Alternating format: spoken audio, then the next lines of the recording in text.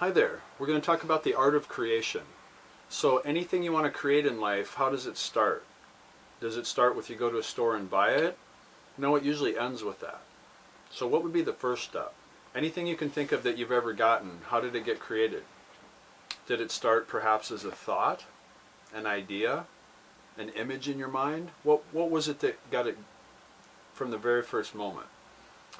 We think about probably 50 to 60,000 thoughts a day as the normal estimate.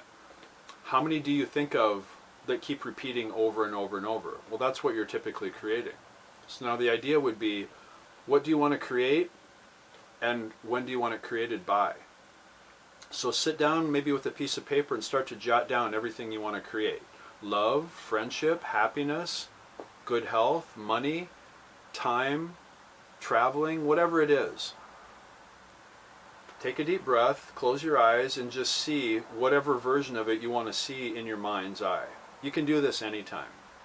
Now if you want to start creating it into this plane, into this reality that we live in, 3D space, every thing is solid type of way of looking at it, what would be the next step? Well, there are different ways to do it. You could write it down on a piece of paper, just jot a note so that you can come back and recreate it again.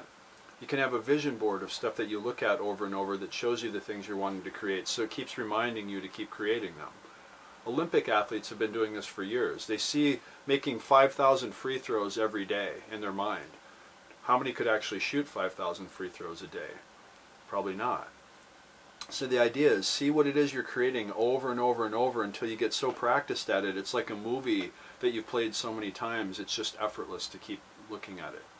Now if you start with sketching it on a piece of paper, you can do that. You can take a picture of an actual example. You can download something from the internet and print it out. What I like to do is take videos because they're the closest thing to reality.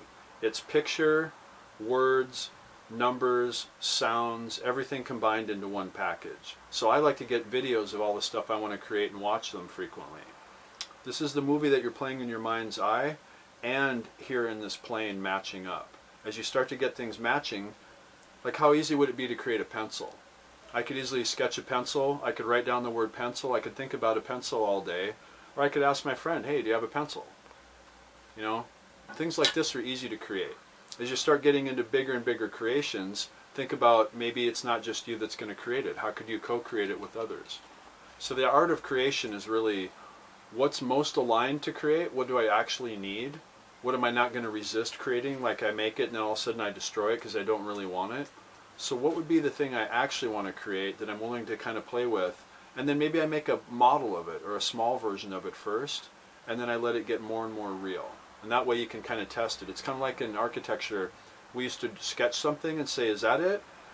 I can't tell. Let's make a model of it. Okay, is that it? Maybe. Let's go back and change the drawing.